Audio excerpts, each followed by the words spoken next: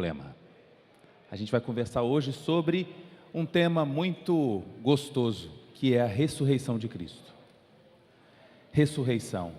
Augusto de Conebos diz o seguinte, de que houve a morte da morte através da morte de Jesus.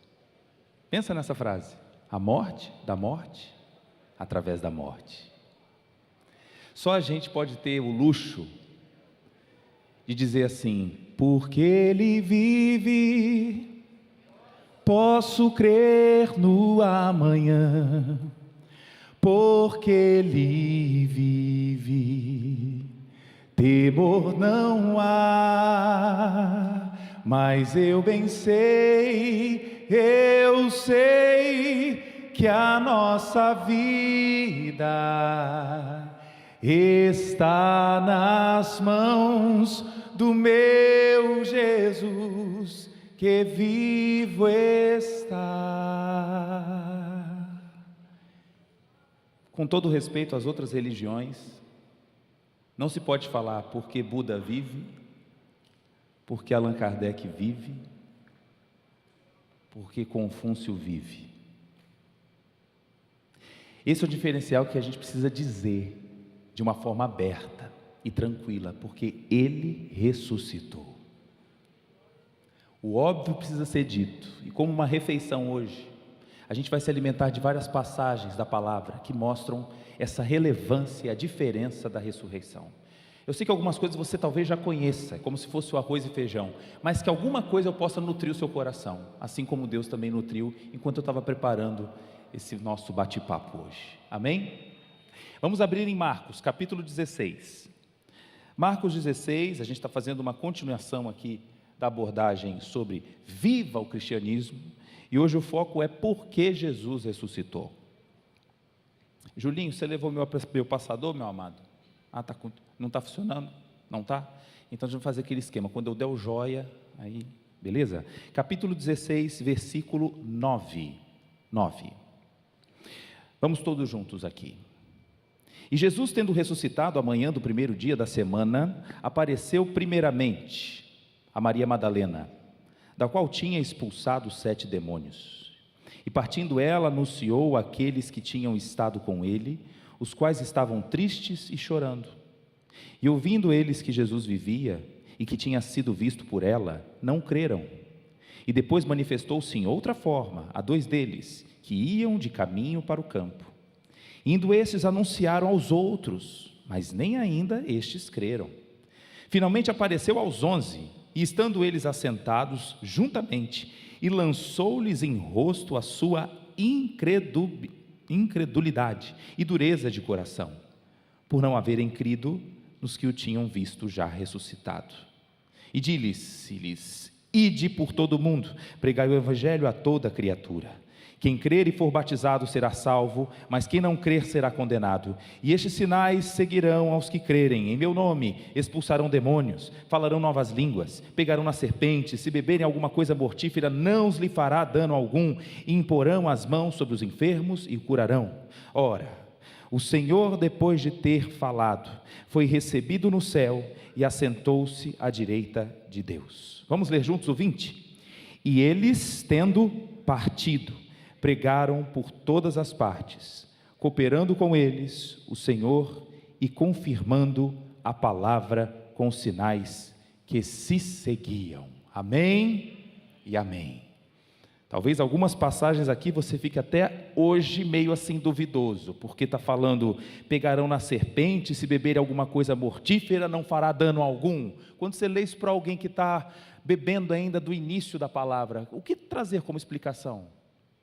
Cuidado com os anacronismos. É porque existia na época uma forma de avaliar quem era culpado ou não. Na época não tinha câmera, não tinha sempre testemunha como confiança, então existia uma técnica chamada de ritual de ordalho. O que era o ordalho? O indivíduo tomava alguma coisa mortífera, como a cicuta, e se aquele indivíduo que bebeu passar mal, ele era culpado. Se ele beber e não passar mal, ele era então inocentado naquela estratégia. Então é claro que Jesus aqui está dizendo, se você for desafiado, não vai acontecer mal algum, mas é claro que hoje você não vai tomar um copo de veneno para poder falar, ei, Jesus está me protegendo, né? Não devemos colocar o nosso santo Deus em prova, né? Então sejamos aqui sempre honestos com a palavra, mas sempre lembrando das passagens para cada momento em que foi ali revelada. Amém, queridos? Vamos começar então nossa conversa sobre ressurreição, porque Jesus ressuscitou. Vai lá. A palavra ressurreição quer dizer ato de ressurgir, de ressuscitar, de voltar à vida. Voltar à vida, isso pode ter acontecido também com outras pessoas. Se você andar na palavra, vai perceber que o último que voltou à vida não foi Jesus, foi um indivíduo chamado Eutico. Eutico que caiu do 3º andar e ali Paulo, né, participa daquele momento que o menino revive. Mas alguém que por si só, o nosso Deus maravilhoso, vem e ressurge, vencendo a própria morte, isso é um ato exclusivo, a palavra ressurreição de Jesus.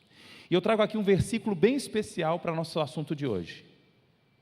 Paulo disse, vamos juntos, se esperamos em Cristo só nessa vida, nós somos os mais miseráveis de todos os homens. Você tem ideia onde está esse versículo? Vamos ver?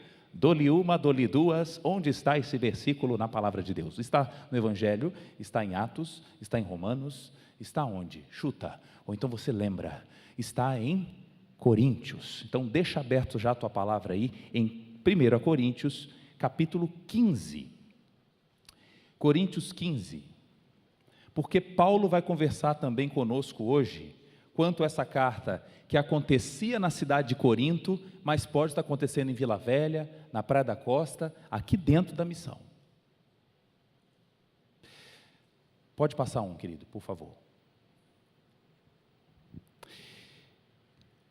Você pode deixar aberto aí em Coríntios 15, é proposital, e eu vou viajar com vocês em outros versículos, tá bom? Então, vamos ler junto aqui, ó. Eis que subimos a Jerusalém, e o Filho do Homem será entregue aos principais dos sacerdotes, e aos escribas, e condená-lo-ão à morte, e o entregarão aos gentios para que dele escarneçam, e o açoitem, e o crucifiquem, e ao 3º dia vai ressuscitar. O que me chama a atenção nessa passagem, que está lá em Mateus capítulo 20, é que o próprio Jesus disse isso. Jesus narrou a história, Jesus foi nesse caso aqui um spoiler, dizendo, olha, vai acontecer cada etapa, mas logo depois no próximo versículo, ao invés de ter ali os cristãos já junto com Jesus dizendo, que legal Jesus, conta mais essa história da ressurreição, você pode acompanhar depois os próximos versículos em casa, e percebam que já tem gente querendo saber quem é que deve ficar ao lado de Jesus, a mãe então de Tiago, falando, quem é o preferidinho? Nos momentos em que Jesus ensinava através de tantas parábolas, nem todo mundo entendia de bate-pronto. E por isso ele, um ser tão criativo, tão professor, né, o indivíduo que eu mais me inspiro para poder ensinar, ele vem ainda e representa de várias maneiras como que este milagre aconteceria. Vamos lá. Passa mais um. E o que me chama a atenção no cristianismo é que o que nós cremos está incrustado na história. Tudo que está acontecendo ao nosso redor, inclusive o estado onde a gente vive, está incrustado na história. Você já pensou por que a gente está no estado do Espírito Santo? Já pensaram nisso? Então lá em 1553, quando Vasco Coutinho chega ao Espírito Santo, era a época de Pentecostes. E é claro, fazendo jus ao momento em que se vivia, mais de 500 anos atrás, quase, 500, a gente agora está lembrando do nome Espírito Santo. Então só com esse detalhe eu já como um bloco de quase 500 anos na história, dizendo, olha como faz sentido o que a gente está vivendo. Passa mais um. Aí, uma situação como essa, eu vejo aqui Isaac, na iminência de ser imolado pelo seu pai, e Deus fazendo a intervenção, trazendo um ensino maravilhoso aqui para a gente. Do outro lado eu vejo o jardim de Getsêmani, uma foto que eu tirei lá agora de Israel, no mês de abril, e já apontando para a porta do templo. E aqui no meio, uma das imagens mais colocadas nos últimos dias na sua televisão. A gente vendo aqui o Domo Dourado, Eu falo, mas o que tem a ver esse domo dourado? Tem tudo a ver, porque provavelmente foi aquela região onde houve o sacrifício, ou suposto sacrifício, de Abraão com Isaac. Quantas coisas aconteceram aqui, mas é o mesmo local que simulam ou imaginam que Maomé também foi assunto aos céus. Então, no meio desse conflito que a gente vive, tudo que a gente vê na palavra, como diz o pastor Billy Graham, ele disse, a Bíblia é mais atual do que o jornal de amanhã. Está acontecendo aos nossos olhos, a gente está fazendo parte da história. É diferente de outras religiões que não tem nenhum vínculo com a história, nenhum. Apenas, olha, fulano existiu, ele ficou um tempo, ensinou algumas coisas e faz bem eu entender o que ele disse para mim. Mas a gente está acompanhando agora fatos e percebendo como está incrustado a história de Cristo na nossa vida. Mais um. Aí, Israel prevê guerra longa e difícil após anunciar segunda fase de conflito e tropas em Gaza. Essa notícia é de ontem à noite, 27 de outubro. E tudo nascendo por uma historinha entre dois meninos, Ismael e Isaac. E alguns que falam, não, será que a Bíblia então tem razão? Quanto mais a gente investiga, mais a gente se surpreende. Mais um. Então, ao longo da história, se a gente puder agora acompanhar, em que fase a gente está? A gente está aqui, ó. Ei, nós estamos aqui. A gente está aguardando a nova criação. A história já aconteceu lá do começo. Coisa linda. Oh, meu Deus, teve a criação, infelizmente teve o pecado, vem agora a promessa para Abraão, vem agora as tábuas da lei, vem agora a construção do templo, um povo que infelizmente agora se divide em dois, vem depois a tomada pelos babilônios, pela Síria, mas vem a reconstrução depois de 400 anos, e Jesus então morre, porém a palavra maravilhosa, ressuscita a gente. E é claro que isso a gente tem que se explicar várias vezes, porque a igreja é esse movimento mesmo. Tem gente chegando agora, tem gente que está pela primeira vez entendendo o que é tomai sobre vós o meu jugo. Falou, é bonito isso, mas o que é jugo? Eu preciso explicar para esse jovem dos seus 12 anos que nunca viu um boi sendo colocado uma cangalha em cima. E assim a história acompanhando a nossa vida todos os dias. Então, resumindo aqui, ó, criação, queda, redenção, restauração. A gente já está aqui. Estamos aguardando as coisas acontecendo. Aí vem a pergunta para você, você está preparado? Porque pacto com Abraão aconteceu. As promessas da chegada do Messias estão recheadas no Antigo Testamento. E perceba que o Antigo aponta o tempo todo para o grande triunfo.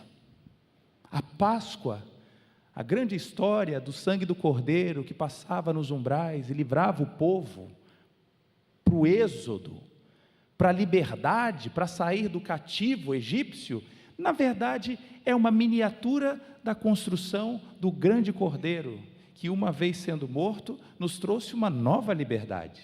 Realmente hoje a gente pode dizer com tranquilidade, eu sou livre. Sem precisar levar nenhum cordeiro todas as semanas, nem esperar o sumo sacerdote entrar num local pequeno chamado Santo dos Santos, e ai se ele tivesse pecado, como as coisas iam mudar. E nessa separação existia um véu enorme que separava o Santo dos Santos das outras regiões, mas imagina quando Jesus fala, está consumado, e desce agora, rasgando de cima a baixo aquele véu, dizendo, e o véu que separava, já não separa mais, a luz que outrora apagada, agora brilha, e cada dia brilha mais. Que diferença, né? Talvez tenha cantado tantas vezes esse cântico, nunca percebeu o detalhe, um detalhe que não é representado por nenhuma outra religião, a restauração, o contato. Mais um, me chamou muita atenção essa imagem, quando a gente passou no museu na Espanha, uma imagem que não tem muito brilho, não tem cor, mas observe o certo anacronismo que ela apresenta. Você vê Adão e Eva, e vê um homem do lado, um homem que na verdade em Gênesis 3 não faz muito sentido. O que esse homem estava fazendo aí? Se foi Eva que começou o erro, Adão continua, eles tentam uma folha de figueira, mas vem depois um conserto. Eles se vestiram de quê? O que Deus os vestiu? De pele. Pele de quem? De um bicho. Esse bicho tinha culpa? Nenhuma, mas para poder colocar a pele em Adão e Eva, ele teve que morrer. Olha o apontamento já do cordeiro. Já houve um cordeiro lá no Gênesis 3. Quando a gente vê essa figura, sela então quem é o grande cordeiro. O cordeiro que tira totalmente o pecado do mundo. Então aqui na mesma imagem eu vejo o primeiro Adão e vejo o último Adão. Quando temos um homem hoje, temos alguma gestante aqui? Gestante? Temos. Lulu, você descobriu que era menina através de quê? De ultrassom ou de um exame de sangue? De sangue? Hoje ela já tem esse luxo. Na nossa época, na década de 80, nem ultrassom era possível. Então a mãe, nem escolhia a cor ainda das roupas, só depois que nascia. Hoje se tem o luxo de uma coleta de sangue saber se é menino ou menina. Você tem ideia como que isso é feito? Por um princípio simples. Sabe-se que um pouquinho das células que estão presentes lá no útero da Lu, elas podem cair na corrente sanguínea da mamãe.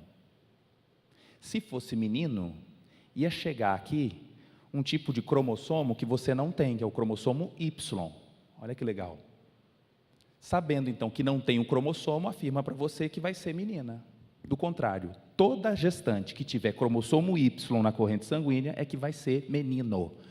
Então veja que interessante, Adão, para poder ser homem, teve o X de alguém, da terra, do pó, e sem problema nessa crença, porque de fato Adão veio do pó da terra, os mesmos elementos químicos que estão na terra estão também no homem.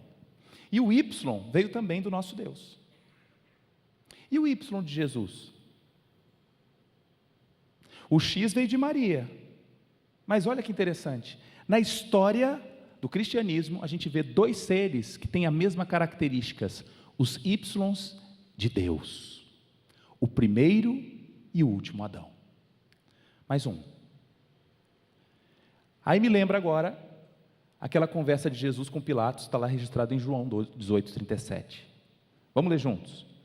Tu dizes que eu sou rei, e eu para isso, eu nasci, e para isso vim ao mundo, a fim de dar testemunho da verdade. Todo aquele que é da verdade, ouve a minha voz.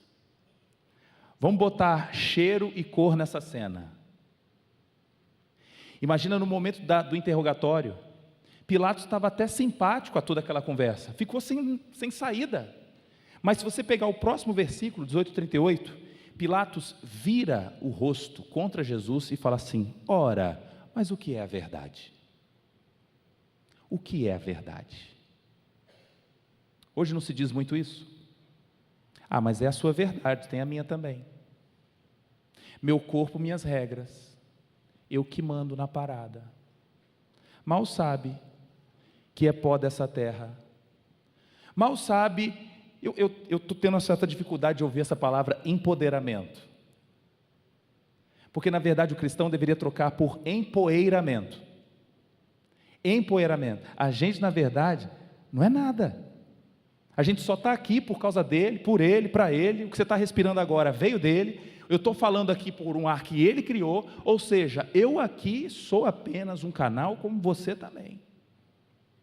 Empoeirados, mas dispostos a entender a verdade todos os dias. Passa mais um. E aí eu digo que Paulo já nos alerta sobre uma série de cegueira espiritual que já acontecia no povo de Corinto, mas eu chamo isso de catarata espiritual. Você vê um olho desse, não é normal, tem uma bola branca no meio. A luz não vai passar aqui, tem que tirar essa lente e trocar por outra. Aquele que está em Cristo, nova criatura é, e assim tem que tirar essa lente para tudo se fazer novo. Olha o que diz: o Deus dessa presente era perversa, cegou o entendimento dos descrentes, a fim de que não vejam a luz do evangelho da glória de Cristo, que é a imagem de Deus. Passa mais um.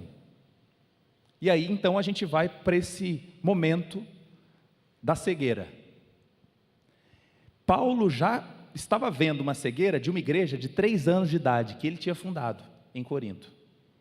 Uma cidade, para você ver, à beira do mar, aqui olhando para o mar Mediterrâneo, vizinha de Atenas. Hoje, muitos termos que a gente usa na área biomédica, da área grega, a área da filosofia, uma área muito próspera, entre aspas. Mas o que acontecia com esse povo que no começo estava dando tudo certo, falavam em línguas, tinha tanta coisa ali boa acontecendo, já começou a perceber Paulo, de que tinha uma galerinha que falava, não, você não está entendendo não, essa história de ressurreição não é como foi falado não, essa história de Jesus ter ressuscitado é uma figura de linguagem, é uma ideia mais para ficar na memória de vocês. Existia um grupo chamado de saduceus, que acreditava nisso piamente, e tinha também esse grupo lá em Coríntios, fazendo a mesma coisa. Bom, aí agora eu vou mostrar para vocês aqui, problemas de ordem doutrinária, um grupo que não aceitava a ressurreição dos mortos, e agora a gente vai lá abrir o livro de Coríntios, por favor, Coríntios capítulo 15, esse aí que você deixou aberto comigo, desde o início aí da nossa conversa, Coríntios 15,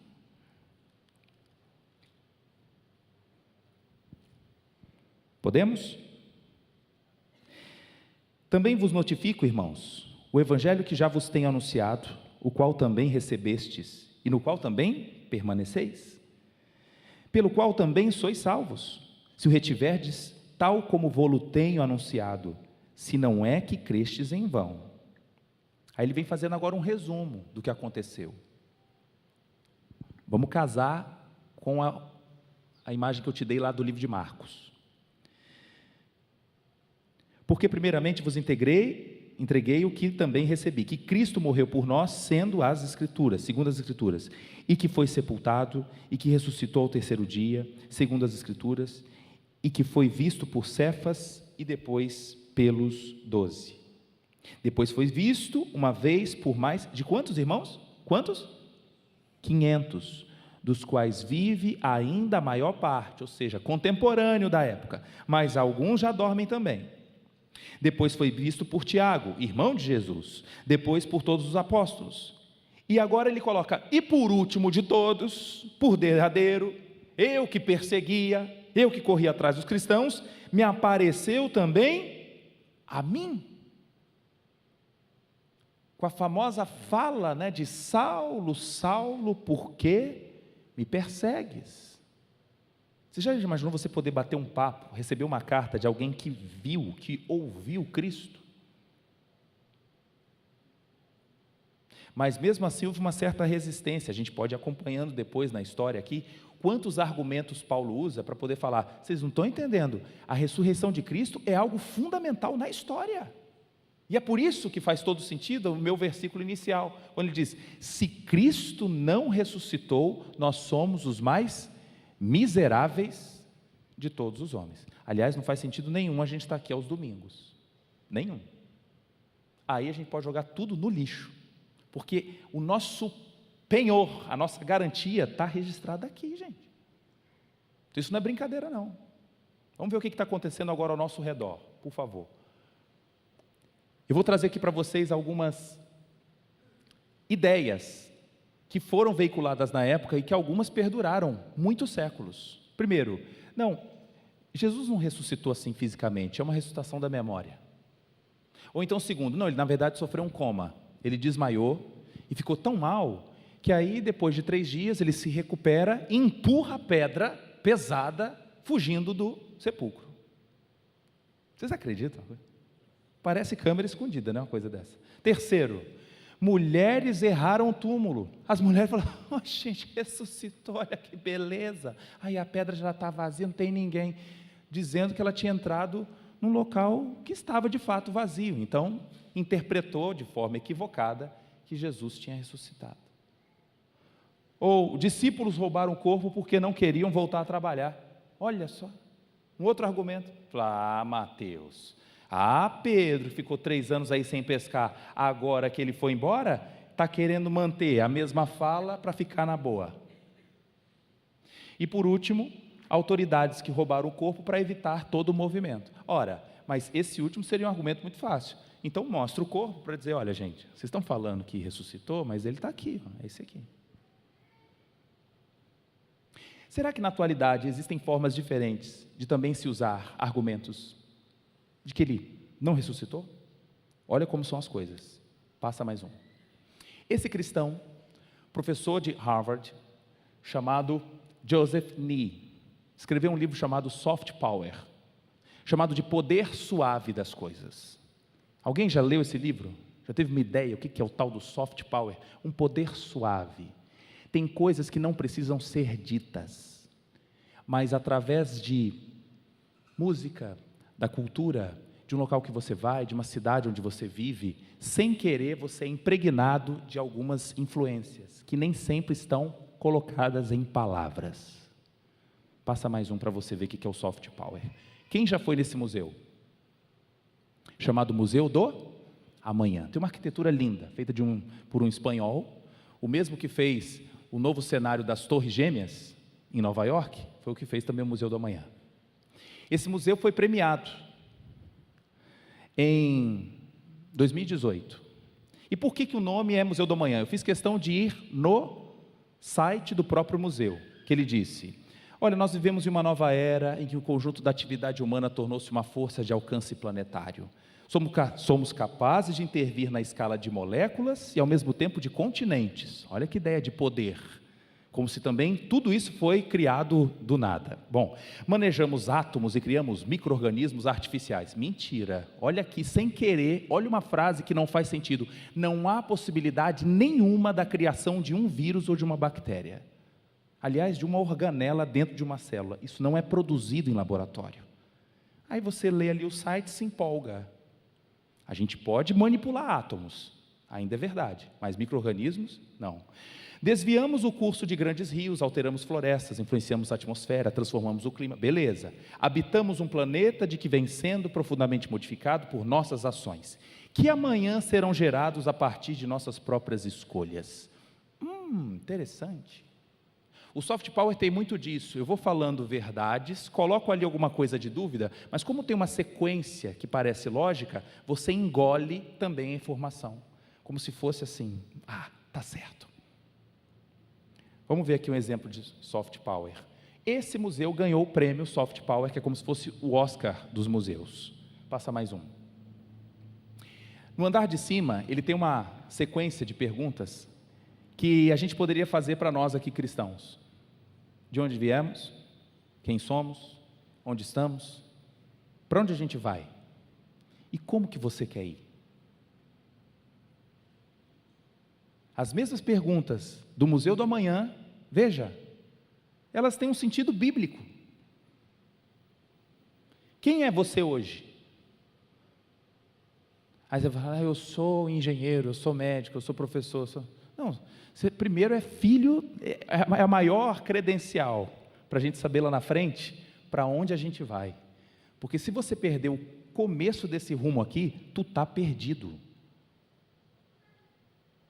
O primeiro momento, quando você entra nesse museu, é um cinema sensacional de um vídeo de 5, 7 minutos. Você deita no chão, olhando para cima, e aparece a seguinte imagem.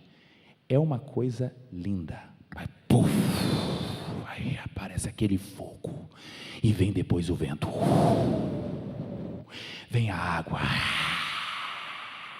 e de repente eu fico imaginando uma criança de 9 anos, um adolescente de 13 anos, vendo uma cena dessa, e aparece, pluc, uma célula, pluc, 2, pluc, 4, pluc, 8, e aí você fantasiando aquele momento, fala, já está tudo explicado, realmente a vida surge do nada, através de uma lava quente, está tudo certo. Eu coloco através de uma forma suave, de que a criação já está totalmente explicada. Vou comigo, vem, passa mais um. Aí, Chega agora na escola, a professora fala: está vendo, gente? Já existe até um modelo simulado nos laboratórios para se produzir vida. Se colocar ali uma mistura de amônia, nitrogênio, gás carbônico, uma descarga elétrica e vai formar vida. Só que o próprio trabalho que a professora fala conta outra coisa.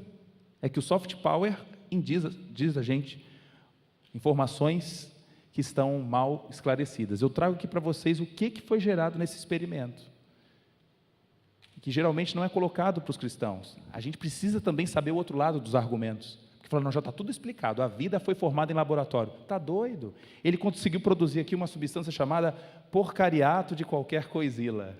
Na verdade, não há nenhuma produção de vida em laboratório. Vai lá, mais um. Ou seja, quem é o dono da vida? Só tem um. Não existe a mínima chance de produção de nada no laboratório. A gente apenas reaproveita as obras da criação. Isso é fato. Então, notícias como essa, da revista Galileu: como os cientistas conseguiram reviver células de porco após sua morte. Espera aí, explica direito para o povo. Um porco morreu durante 4 horas, depois conseguiu rever a nutrição dessas células e viram que elas poderiam ficar vivas por mais tempo, ainda que ficasse 4 horas mortas. O argumento é: espera aí, quando alguém morre, na verdade tudo assim não morre logo de uma vez. A gente pode usar algumas soluções nutridoras para manter a vida por mais tempo. Mas veja que isso não faz nenhum sentido quando eu comparo com Jesus, que fica 3 dias no sepulcro, sem nenhuma solução nutridora, nada disso, e um homem que tem a pedra removida, que claro que não foi por ele. Se bem que ele teria poder para fazer isso também. Ele é Deus. Mas todo o arcabouço da ciência, gente, é apenas um presente do próprio Jesus que já nos deu. A gente não pode substituir as coisas. Lembra em Colossenses capítulo 2, versículo 3, que em Jesus estão escondidos todos os tesouros da sabedoria e da ciência. A palavra ciência quer dizer conhecimento. Então, quem vai conhecer mais do que ele? Abre depois o livro de Isaías, capítulo 40, e vê o poder que Deus tem, poder do Senhor de colocar tudo na palma da sua mão e nos olhar como se fôssemos gafanhotos. Por isso eu vou prezar pela palavra empoeiramento. Você saia com isso hoje aqui, nessa manhã. E aí são os nossos filhos sendo alvejados por imagens como essa. Talvez aqui, quem é pai e mãe aqui? Levanta a mão. Quem é pai e mãe? Quem é pai e mãe que se preocupa em colocar seu filho numa escola cristã? Amém? Aí eu faço aqui uma queixa de uma escola cristã, onde meu filho estuda, minha filha também estudou lá há muito tempo, mas em meio às opções, quando se falava sobre a origem da vida, numa questão objetiva, das 4 opções, não tinha nenhuma a possibilidade da criação divina. Então, 4 teorias, e olha que paradoxo, dentro de um colégio cristão, não poder falar sobre o outro lado da história. E aí dizendo isso: olha, não veja a criação, não fale sobre o Criador, não ouça sobre isso. Aliás, a gente tem muita ciência na bagagem. Espera aí, passa mais um. Pensa uma coisa aqui comigo. Se eu coloco em xeque a possibilidade de uma criação divina, de um Adão que realmente veio ao mundo, e a história do pecado começa ali por ele, infelizmente, se eu parto do pressuposto que isso foi história da carochinha, Jesus veio para quê? Se Paulo nos afirma que Jesus foi o segundo Adão, teve o primeiro, gente. É inconcebível você ficar levando essa história dizendo: não, acho que Moisés ali forçou muito a barra. Nos primeiros 50 capítulos é muita conversa que hoje a ciência já desbancou. Mentira, mentira. Ah, Tiago, então você como pesquisador da área de medicina fala que Adão veio do pó da terra. E qual o problema? Não veio de Marte, nem de Vênus, veio da terra mesmo. A química, para vocês terem uma ideia, hoje é dividida em química orgânica e inorgânica. Sabe por quê? Porque nos séculos passados achavam que os elementos químicos do corpo humano eram diferentes de seres inanimados. O Brasil já era independente e depois falou: não é que o sódio que está no solo é o sódio que está no corpo humano? O carbono que está no chão também é o carbono que está aqui comigo? O magnésio, o lítio, o potássio, mesma coisa. Mesma coisa.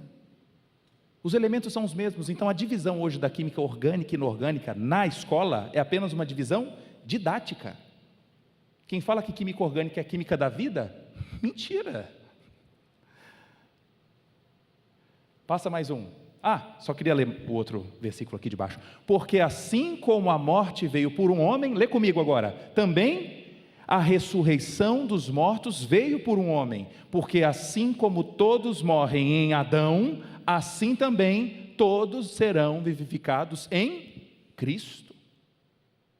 A história está se fechando. O início, quando eu mostrei a sequência, pensa, houve a queda, houve a redenção, e nós estamos agora já celebrando o resgatador. Mais um. Quem já ouviu falar essa frase aí, até na literatura? Carpe diem.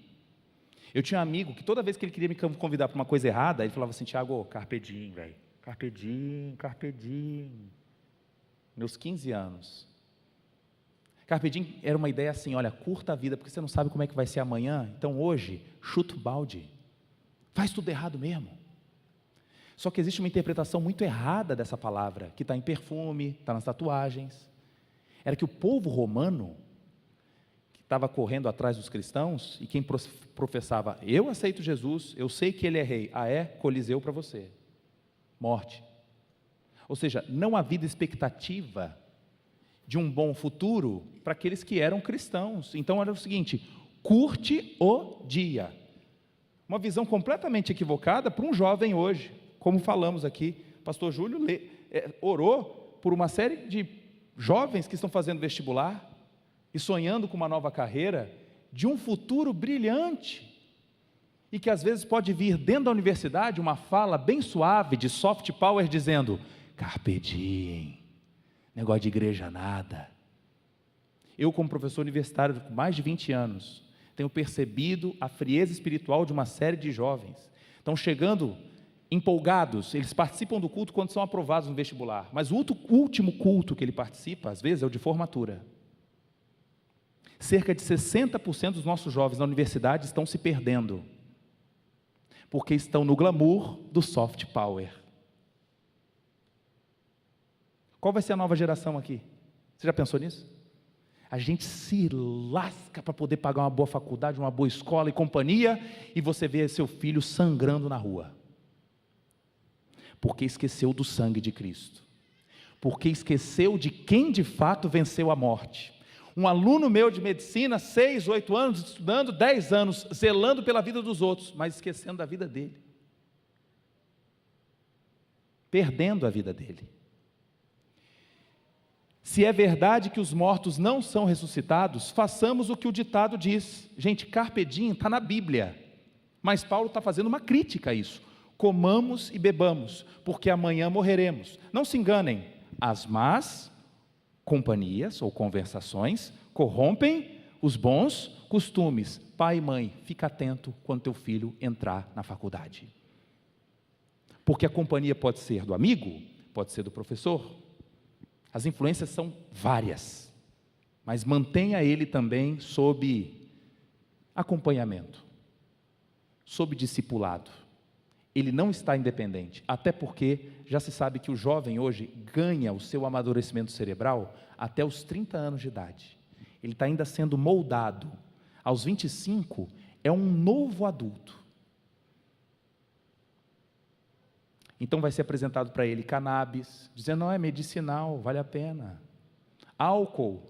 Eu chego com meus alunos de medicina e falo: que paradoxo, vocês que zelam pela vida, sonhando em chegar na próxima sexta-feira para saber onde vai beber todas, e passar 2, 3 dias perdidos, aprendendo mal, dormindo mal, e é esse que daqui 5, 6 anos vai cuidar de você aqui em Vila Velha. Nós precisamos nos posicionar. Passa mais um. Na Bíblia, a mensagem, que alguns até falam a viagem, mas eu acho interessante a forma como ela traz algumas partes.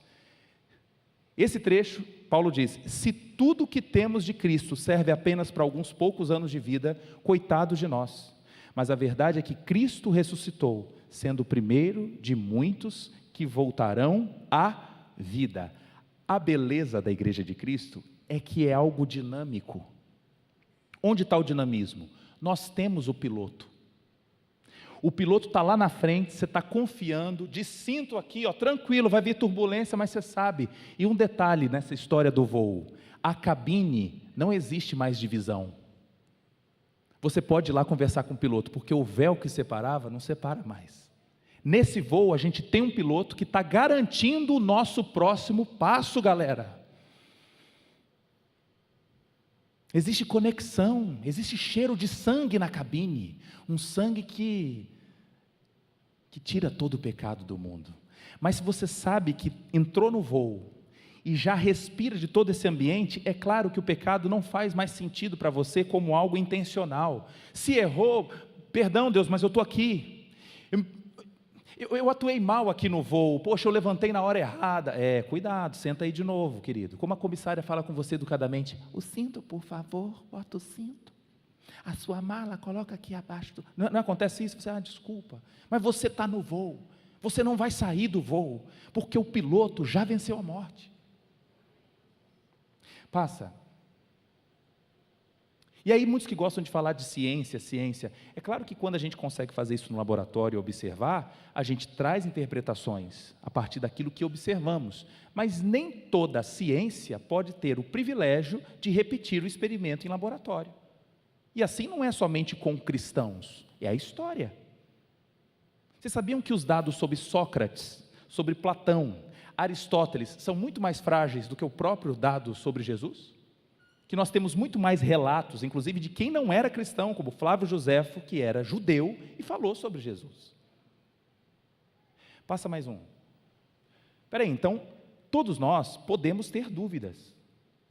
A gente deve celebrar a honestidade intelectual. Você querer saber das coisas, como eu falei para você agora do escorpião, tomar veneno, que história é essa?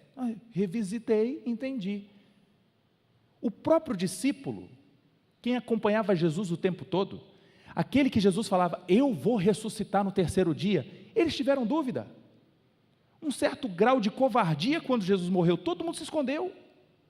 Olha o que aconteceu, passa mais um, Lucas 24, 11 e 12, mas eles acharam que o que as mulheres estavam dizendo era o quê?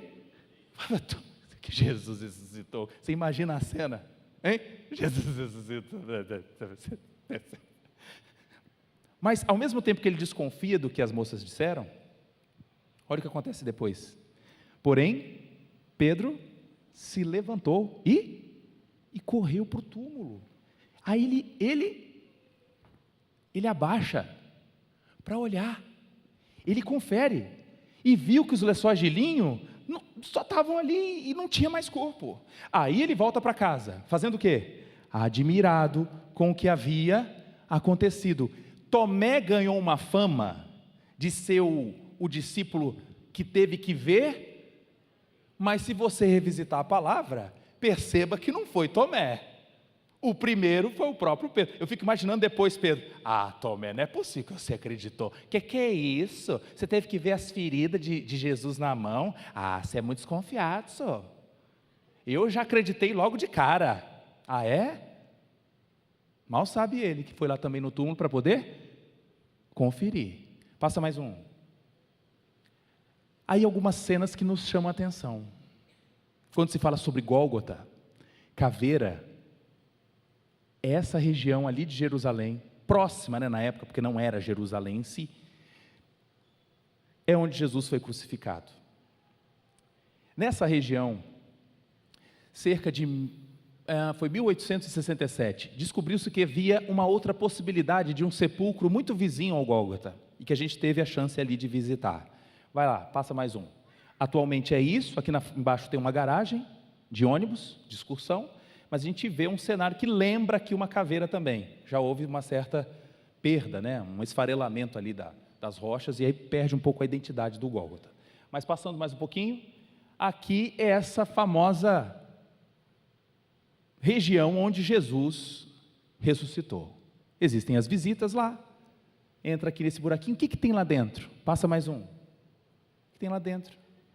É isso aqui. É o sepulcro vazio.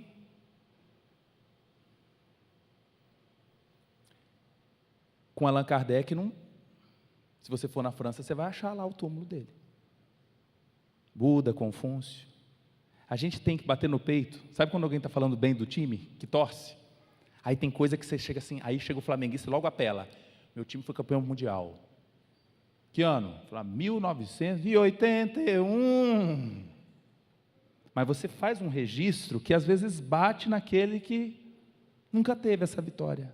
Mas a gente tem um argumento que é assim, ele é incomparável. Digno é o Senhor, sobre o trono estás, soberano Criador, vou sempre te adorar. Elevo minhas mãos ao Cristo que venceu o quê? Venceu a morte, venceu. Cordeiro de Deus morreu por mim. Mas ressuscitou. Mais um? Aí vem aquelas ideias assim, mas falar de Jesus, Tiago, é tão difícil, porque eu leio assim da Bíblia, mas falta entender muita coisa. Olha, saiba de algo, essa história de você esperar para se preparar para fazer, você nunca vai fazer. É como diz essa figura aqui, ó. Quando eu estiver pronto, começo. Saiba que Jesus vai te usar da maneira como você está. Repara que quando Jesus conversa com a mulher samaritana, e ela fala com ele sobre essa história de pegar água, ele fala, olha, se você beber da minha água, você não vai ter sede de novo. Eu estou à busca daqueles que adoram em espírito, em verdade, beleza? Ninguém falou, samaritano, você vai fazer que seminário para poder... Ela já correu na aldeia para falar, falou, tem um homem aqui diferente, ele até adivinhou o número de maridos que eu tinha, ele mudou aqui minha vida. Numa conversa com Nicodemos, que era um cara mais da lei, Jesus conversa com ele à noite, e vem com uma conversa mais profunda, né, sobre Moisés, serpente, e fala de um versículo famoso que eu e você sabemos, porque Deus amou o mundo de tal maneira, que deu seu Filho. Essa foi uma conversa mais brain, mais cérebro, mas Jesus não colocou todas as fichas para Nicodemos ter que falar sobre Cristo. No seu trabalho, na sua escola, na sua casa, da forma como você aprendeu, por testemunhos que colocaram no teu peito, e você, meu Deus, como Jesus mudou a minha vida, isso já pode ser o suficiente para você arrastar uma multidão para cá, e a gente mostrar que é Ele que faz toda a diferença. Passa mais um. Só para lembrar, o que eu estou dizendo aqui para vocês, não é uma opinião do Tiago, volta 1 Pedro 3,15, antes, vamos ler juntos, santifiquem Cristo como Senhor no coração, estejam sempre preparados para responder com mansidão e temor a qualquer que lhes pedir a razão da esperança que há em vocês. Então, será que eu preciso ser um excelente exegeta, ter lido a Bíblia várias vezes para poder falar de Cristo? Olha, se inspire, por exemplo, na mulher samaritana. Se inspire no momento que Jesus chama um homem que era semi-analfabeto como Pedro. Aliás, Marcos escreve, mas é muita história que Pedro conta, porque ele não tinha o hábito da escrita. Quem sabe você precisa de alguém, Marcos, para estar contigo? Ou então de um Pedro que também tem experiências? Some forças. E esse é o papel também da igreja. Aí, eu queria, agora de uma maneira dinâmica, uma aula prática aqui, nos últimos minutos, que a gente selecionasse, cada um aqui buscando um versículo, e a gente lesse em voz alta, tá? Cada passagem dessa, do Velho Testamento, do Novo, e já selando depois com a história aqui do meio. E vocês vão entender porque que a figura está ali projetada atrás. Vamos ver quem começa aqui para mim, por favor. Volta. Aí, varão. Isaías 28:16. Quem achar pode ler bem alto. E o resto já vai pegando os versículos da frente, tá bom? Portanto, assim diz o Senhor Deus: eis que eu assentei em Sião uma pedra já provada, pedra preciosa, angular, solidamente assentada, aquele que crê não foge. Segurou. Glória a Deus. Isaías 28:16. Salmo 118, 22. Vamos, gente. Vocês estão acordados aí?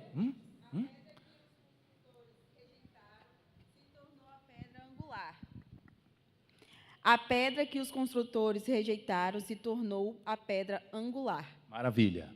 Mateus 21:42. Vamos junto. Mateus 21:42. A estes também, depois de ter padecido, se apresentou vivo, com muitas provas incontestáveis, aparecendo-lhes durante 40 dias e falando das coisas concernentes ao reino de Deus. E comendo com eles, determinou-lhes que não se ausentassem de Jerusalém, mas que esperassem a promessa do Pai, a qual, disse ele, de mim ouvistes. Maravilha. Lucas 20:17. Marcos 12:10? Você leu, foi o? Você leu Atos. Entendi, é o que eu queria ir para o novo. Vamos lá para Mateus primeiro, depois a gente vai fechar com Atos, que tem uma história para a gente contar aqui. Mateus 21:42.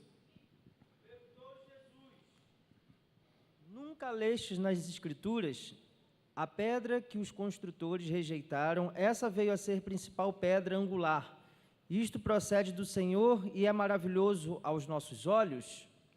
Maravilha. Marcos 12:10. Porque a pedra que os construtores rejeitaram tornaram-se a pedra angular. Lucas 20:17. Mas Jesus, fitando-os, disse, que quer dizer, pois o que está escrito, a pedra que os construtores rejeitaram, essa veio a ser a principal pedra angular. João 20:30-31. Discípulos, ainda muitos outros sinais que não estão registrados neste livro. Estes, porém, foram registrados para que possais crer que Jesus é o Cristo, o Filho de Deus, e para que, crendo, tenhais vida em seu nome. Maravilha. 1 Pedro 2:7. Para vós outros, portanto, o que credes é a preciosidade, mas para os descrentes a pedra que os construtores rejeitaram. Essa veio a ser a principal pedra angular. Maravilha. Paulinho, lê de novo, querido, por favor, o Atos 1:3-4.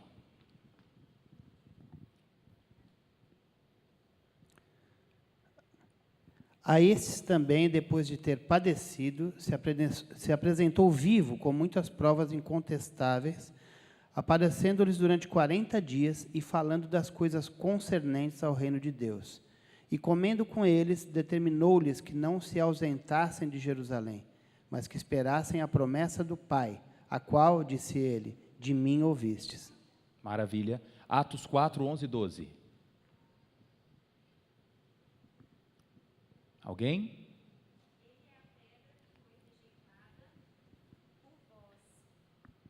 Ele é a pedra que foi rejeitada por vós, os edificadores, a qual foi posta por cabeça de esquina. E em nenhum outro há salvação, porque também debaixo do céu nenhum outro nome há, dado entre os homens, pelo qual devamos ser salvos. Maravilha. Efésios 2:20-21.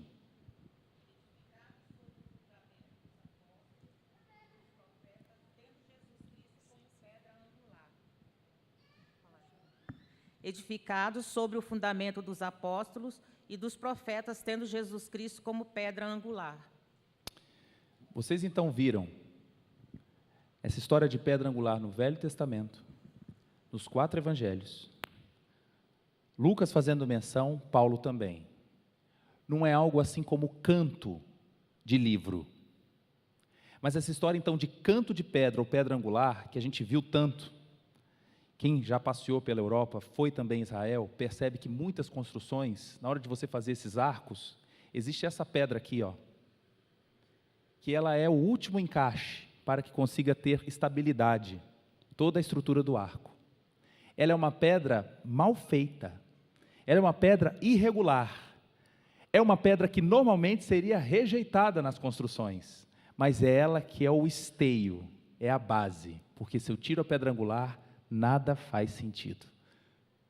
Que coisa, né? No nosso estudo de hoje, a gente falou de exemplos biológicos, de exemplos da área da arquitetura, dos costumes da época, da parte da história, mas eu quero fechar com mais uma informação quando Jesus sai daquele túmulo. Passa agora mais um.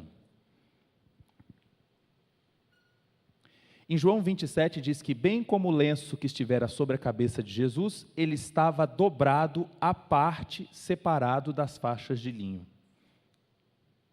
Não sei se vocês conhecem um costume judaico, de que, enquanto você está comendo, se você deixar o lenço sobre a mesa ainda desajeitado, está dizendo o seguinte, fala o quê? Tem essa ideia? Tem a forma, ou eu deixo ele solto, jogado, vamos para os dias de hoje primeiro, quando eu jogo, deixo jogado ali, qual é a ideia? Fala, meu amor, conta aí para o pessoal, a experiência do lar. Hã? Quando eu deixo ele ali, que está dizendo que eu estou comendo ainda, eu não posso deixar dobrado, né? Porque pode dar uma ideia, inclusive, da pessoa guardar o dobrado e nem lavar de novo. Mas para a época, que era o seguinte, o fato de deixar dobrado era uma ideia de dizer, eu vou, mas eu já volto. Eu só vou ali. Eu só vou ali. Porque o costume do momento do almoço não tinha o contato direto do amo com o servo. Então o servo preparava o mesão e ficava só acompanhando de longe. Então, pelo formato do tecido, ele sabia, acabou ou não, meu amo?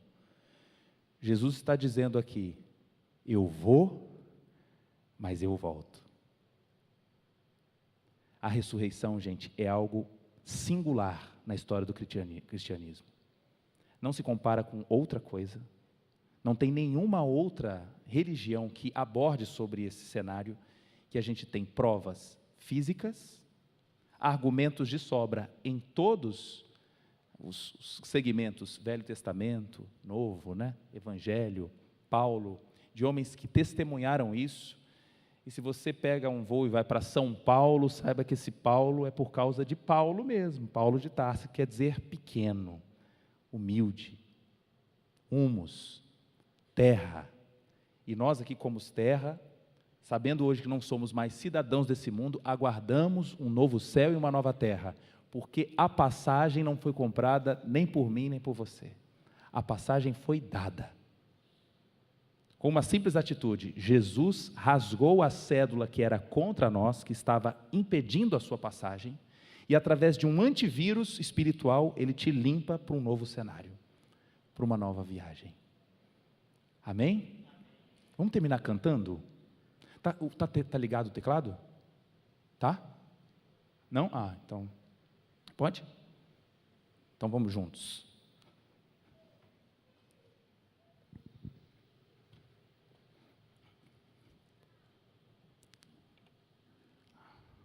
Vem, meu pedestal, isso. Vamos de cima aqui.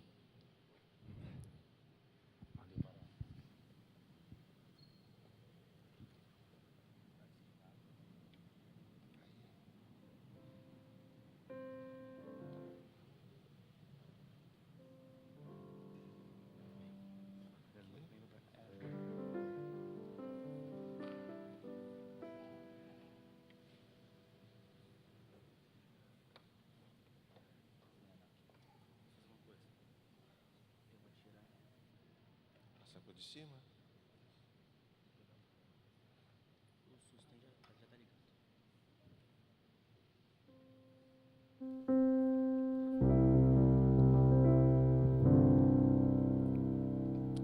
Como um farol que brilha à noite, como ponte sobre as águas, como abrigo no deserto, como flecha que acerta o alvo, eu quero ser usado da maneira que te agrada, em qualquer hora e em qualquer lugar.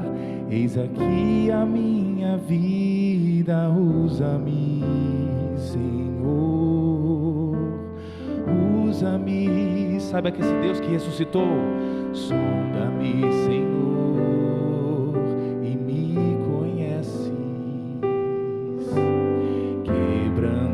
meu coração. Transforma-me conforme a tua palavra e enche-me até que em mim se ache só a ti. Então usa-me, Senhor,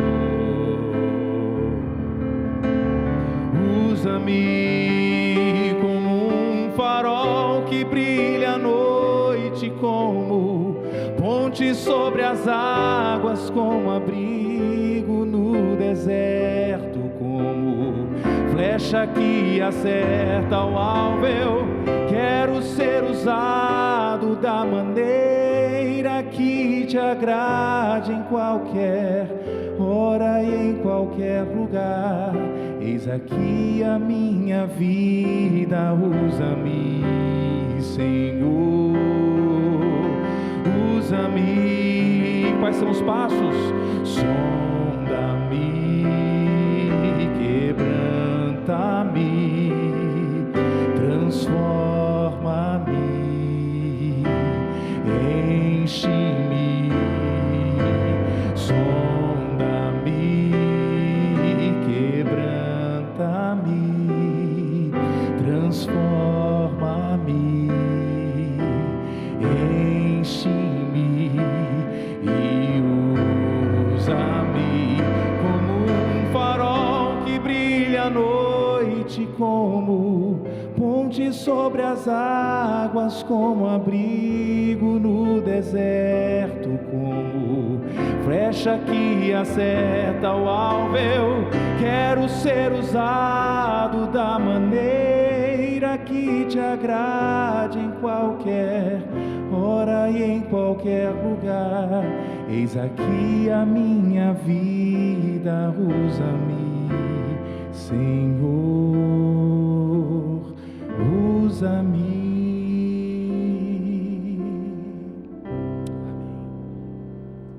Amém. Vem cá. Vem orar. Deus abençoe, queridos. Tenha uma ótima tarde, uma ótima noite. A gente vai finalizar aqui com o nosso irmãozão Fábio, orando aqui para nós. Pai, muito obrigado por esse encontro incrível que o Senhor nos proporcionou. Louvado seja o teu nome, porque nós temos a convicção e a certeza, provas incontestáveis, de que nós servimos a um Deus verdadeiro, um Deus cuidadoso, um Deus provedor, e um Deus que ressuscitou e está no meio de nós. E assim, Pai, leva-nos em paz agora para as nossas casas, e que nós possamos ser testemunhas dessa verdade, de que o nosso Rei ressuscitou. E assim, nos abençoe, em nome do Pai, do Filho e do Espírito Santo. Amém.